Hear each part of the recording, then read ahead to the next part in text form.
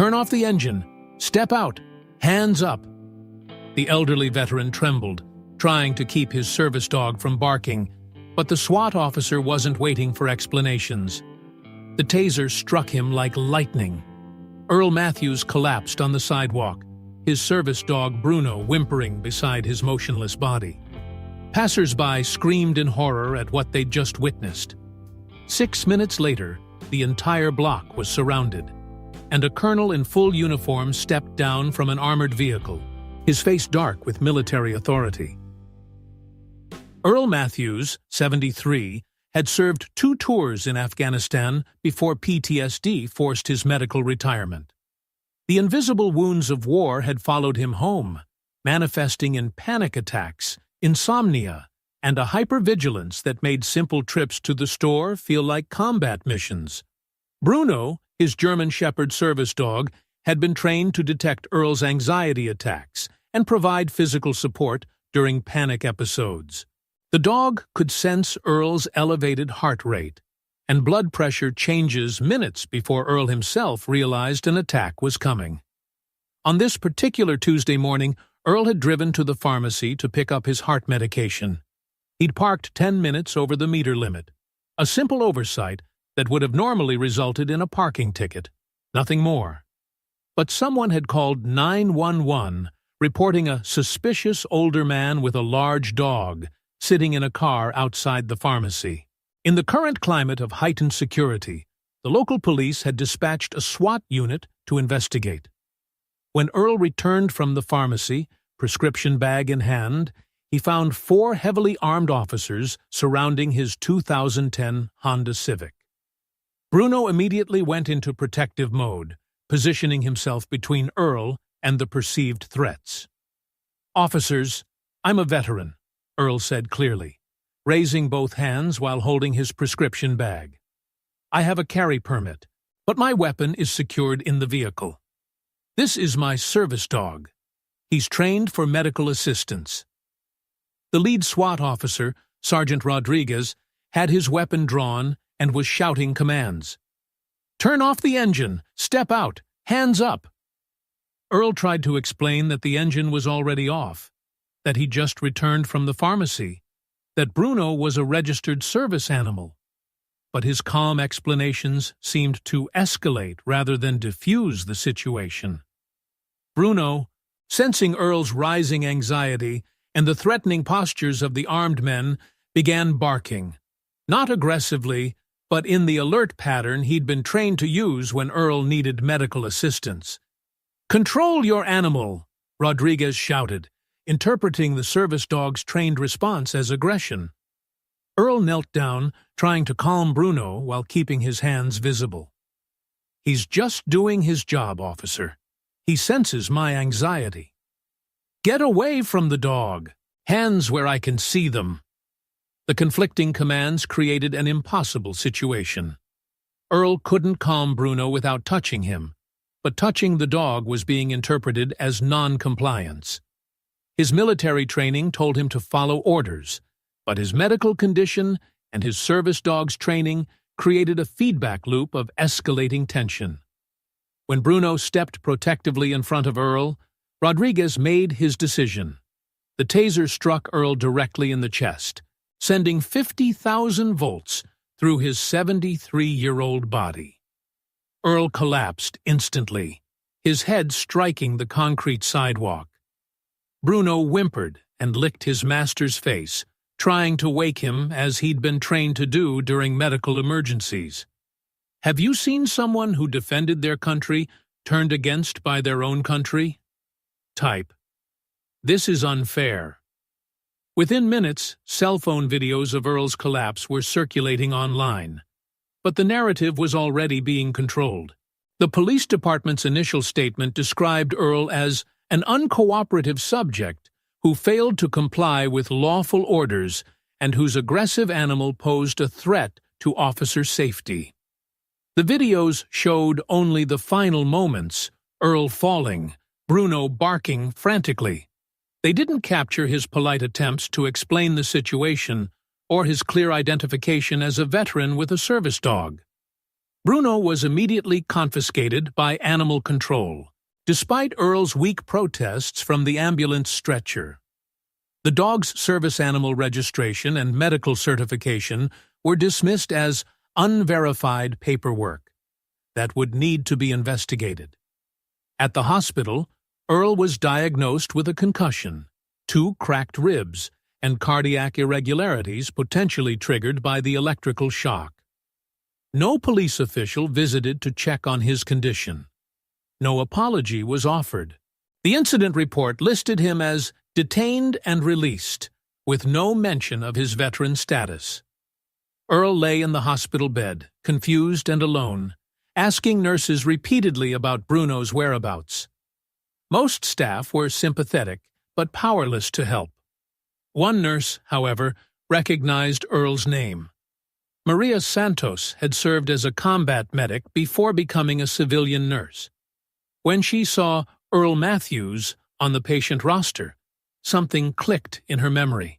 She remembered stories from her military days about a sergeant who had thrown himself on a grenade to protect his unit in Jalalabad. During her break, Maria made some calls to veteran contacts. Within hours, she had confirmation. Earl Matthews was the same man who had been recommended for the Medal of Honor after saving 6 soldiers from an IED explosion, absorbing shrapnel in his back and legs that still troubled him decades later. More importantly, Maria discovered that Earl had declined the medal ceremony, refusing the publicity, and preferring to honor his fallen comrades privately. He was a legitimate war hero who had chosen anonymity over recognition. Maria immediately contacted the local Veterans of Foreign Wars chapter, who activated their emergency communication network. The information spread rapidly through veteran organizations, social media groups, and military family networks. Within 2 hours, the story reached National Guard units in the area, including officers who had served in Afghanistan and knew Earl's reputation. The disconnect between the tased, uncooperative subject and the decorated war hero began to crystallize in the military community. Meanwhile, Earl's condition was deteriorating. The combination of his existing PTSD, the physical trauma from the taser, and separation from his service dog was creating a medical crisis. Bruno wasn't just a pet. He was a critical part of Earl's healthcare management, trained to detect and respond to Earl's specific medical conditions. The hospital's social worker tried to advocate for Bruno's return, but animal control claimed they needed to evaluate the animal's training and temperament after the incident. The bureaucratic process could take weeks, during which Earl's mental and physical health would continue to decline. 6 minutes after Maria's final phone call to her National Guard contacts, the sound of heavy vehicles could be heard approaching the hospital.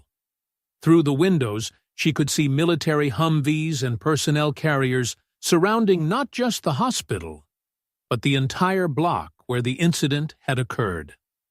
A colonel in full-dress uniform was stepping out of the lead vehicle, his expression grim with purpose.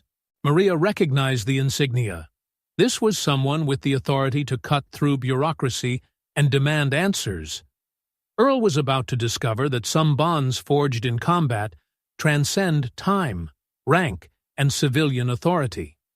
Have you seen truth buried because of wrong uniforms? Type, I was wrong.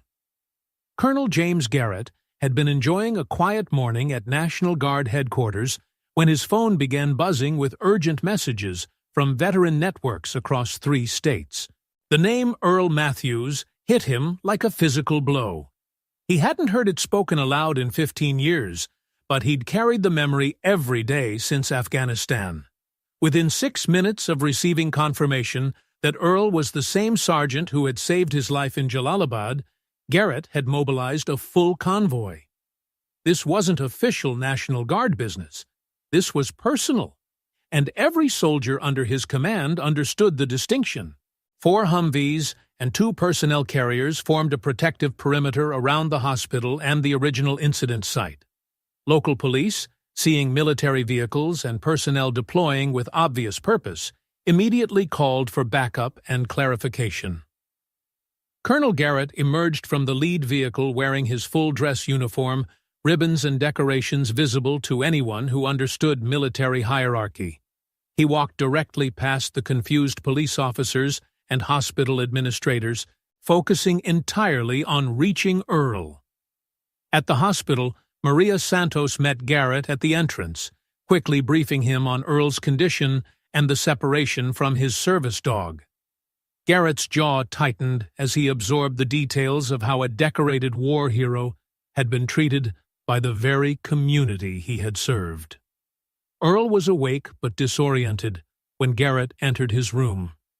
Recognition dawned slowly in the older man's eyes as he focused on the uniform and the familiar face, now bearing the rank of full colonel. "Lieutenant Garrett?" Earl's voice was weak but certain. "It's Colonel now, Sergeant. Thanks to you." Garrett stood at attention and rendered a crisp salute. "You carried me 3 miles through enemy territory with shrapnel in your back. I'm alive because you wouldn't leave anyone behind." Tears formed in Earl's eyes, not from pain, but from the unexpected validation. For years, he'd wondered if his service had mattered, if anyone remembered the sacrifices made in distant mountains and desert valleys. Garrett continued, his voice carrying the authority of command but softened with genuine emotion. "When I heard what happened to you, how you were treated, I realized I never properly thanked you. That stops today." From his jacket, Garrett withdrew a small velvet box.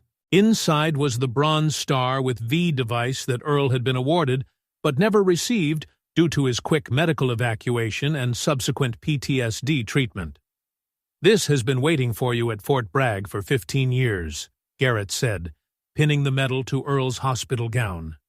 "You saved 6 soldiers that day, including me. None of us forgot. We just didn't know how to find you." Outside, news crews had arrived, drawn by the unusual sight of military vehicles surrounding a civilian hospital. Garrett stepped out to address the growing crowd of reporters, police officials, and curious onlookers. "The man who was tased yesterday is Sergeant Earl Matthews, Bronze Star recipient, Purple Heart veteran, and one of the finest soldiers I've ever served with," Garrett announced, his voice carrying clearly across the assembled crowd. He threw himself on an explosive device to save his unit. He carried wounded soldiers to safety under enemy fire. He is a hero who came home to serve his community quietly and without recognition. Garrett's eyes found Sergeant Rodriguez in the crowd of police officers. Anyone who treats a service member and his working dog as threats rather than assets needs remedial training in both military courtesy and basic human decency. The colonel then made an announcement that stunned everyone present. Effective immediately, Bruno will be returned to Sergeant Matthews. Any bureaucratic delays will be considered interference with a veteran's medical care, and I will personally ensure they are addressed through appropriate channels. Within an hour, Bruno was back at Earl's bedside, the service dog immediately resuming his protective position and medical monitoring duties. The reunion was captured by news cameras and became the emotional centerpiece of the story. Earl's recovery accelerated dramatically with Bruno's return. The service dog's presence stabilized his heart rate, reduced his anxiety, and provided the emotional support that no medication could replace. As the hospital room filled with visiting veterans, active duty soldiers, and National Guard personnel, Earl finally understood that his service had never been forgotten. It had just been waiting for the right moment to be properly honored. Have you seen justice returned in silence?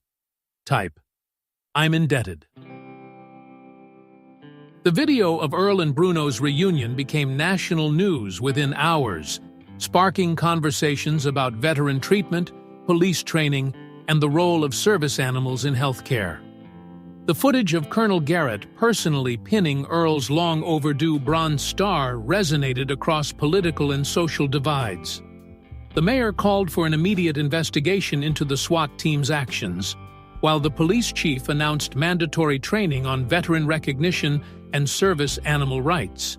Sergeant Rodriguez was placed on administrative leave pending a full review of the incident. Animal Control issued a formal apology for confiscating Bruno, admitting they had failed to recognize legitimate service animal documentation. The department implemented new protocols requiring supervisor approval before separating veterans from their service dogs. Earl's story reached the White House, where the president issued a statement emphasizing the nation's commitment to veteran care and respect. The VA hospital, where Earl received his ongoing PTSD treatment, established a new program ensuring veterans with service animals received appropriate accommodation and understanding. Local veteran organizations rallied around Earl, but he remained characteristically modest about the attention. When reporters asked what he wanted to come from his experience, his answer was simple but profound. "I don't need apologies or settlements," Earl said during his only interview. "I just want a small memorial where this happened. Something that reminds people that veterans live in every community, and they deserve the same respect here that they earned overseas." The city council unanimously approved Earl's request. A bronze plaque was installed at the site where he had been tased, reading, "Here stood a hero who fell because he had once risen for his country. May we remember that service doesn't end when the uniform comes off." Colonel Garrett established a veteran outreach program connecting National Guard units with local veteran communities, ensuring better communication and support networks. The program became a model for other states facing similar challenges. 6 months later, Earl returned to his quiet routine, but with a difference. Bruno now wore an official service dog vest provided by the VA, and Earl carried documentation that clearly identified his status as a combat veteran with a medical service animal. More importantly, the community around him had changed.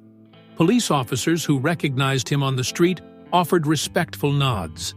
Store clerks who had once been suspicious now understood that the quiet man with the German Shepherd was someone deserving of gratitude, not suspicion. The transformation wasn't just about Earl, it was about a community that had learned to see veterans not as potential problems, but as neighbors who had already proven their dedication to protecting others. Type, "I will live with kindness if you believe that honor doesn't tear when it falls, but shines brighter when someone stands up with it." Veterans are not symbols. They are living memories of sacrifice and service. When someone who once carried a weapon for their country is electrically shocked in their own neighborhood, honor requires others to stand up alongside them. It's not because veterans need pity, but because we need to remember who endured silently for 50 years so we could sleep safely. Earl Matthews never sought recognition for his service. He wanted only to live quietly, with the medical support he needed to manage wounds both visible and invisible. The uniform may come off, but the commitment to service never truly ends. Veterans deserve our respect, not because of what they once wore, but because of what they're still willing to carry. Sometimes, to maintain order in our communities, we must remember who maintained freedom for our communities first.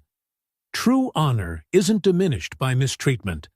It's revealed when others choose to stand up and restore what was temporarily lost. The greatest service we can provide to veterans is ensuring they feel safe and valued in the country they serve to protect. HC Stories, because the uniform never truly comes off.